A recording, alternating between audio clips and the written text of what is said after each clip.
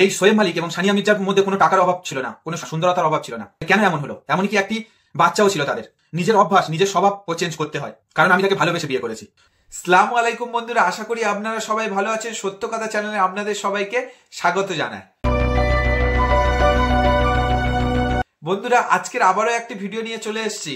আজকের ভিডিও পাকিস্তানের প্রাক্তন ক্রিকেট ক্যাপ্টেন শোয়েব মালিক এবং তার স্ত্রী ইন্ডিয়ান প্রাক্তন টেনিস প্লেয়ার সানিয়া মির্জার ডিভোর্সকে নিয়ে। পাকিস্তানি ক্রিকেটার শোয়েব মালিক এবং পাকিস্তানি অ্যাক্ট্রেস সানা জাভেদের একটি ফটো নিয়ে সোশ্যাল মিডিয়ায় প্রচুর আলোচনা হচ্ছে এবং তার সঙ্গে সঙ্গে শোয়েব মালিক ও সানিয়া মির্জার ডিভোর্স নিয়েও আলোচনা হচ্ছে। তো বন্ধুরা, হ্যাঁ, এটি সত্যি শোয়েব মালিক তার ক্রিকেটের বিভিন্ন হ্যাটট্রিকের সঙ্গে সঙ্গে তার বিবাহের তৃতীয় হ্যাটট্রিকটাও সেরে ফেললেন। তিনি তার তৃতীয় বিয়ে পাকিস্তানি একজন সাধারণ অ্যাক্ট্রেস সানা জাভেদের সঙ্গে সেরে নিলেন।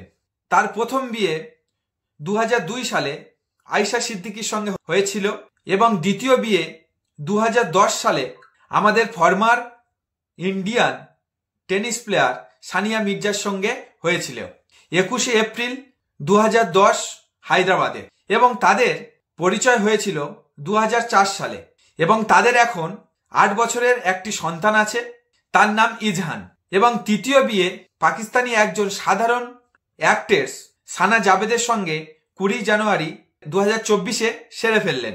এই নিয়ে সোশ্যাল মিডিয়াতে বিভিন্ন ধরনের মতামত শোনা যাচ্ছে, কিন্তু এই নিয়ে সানিয়া মির্জা কোনো ধরনের কোনো রিপ্লাই দেয়নি সংবাদ মাধ্যমে। কিন্তু সানিয়া মির্জার বাবা ইমরান মির্জা 21 জানুয়ারি সোশ্যাল মিডিয়াতে তার মেয়ের তালাকের কথা বলে দেয় এবং তালাকের সিদ্ধান্ত নিয়েছে বলে এটা তিনি সোশ্যাল মিডিয়াতে সবাইকে জানিয়ে দেয়। বেশিরভাগ পাকিস্তানিরা সানিয়া মির্জাকে সাপোর্ট করতে দেখা যায়। কেউ কেউ শোয়েব মালিককে কুকথা বলতে থাকে, আবার কেউ কেউ শোয়েব মালিককেও সাপোর্ট করতে থাকে এবং বলতে থাকে সানিয়া মির্জা শোয়েব মালিককে তার সময় দিত না, সম্মান করত না এবং সে নিজের কাজের জন্য বেশিরভাগ সময় ব্যস্ত থাকতো।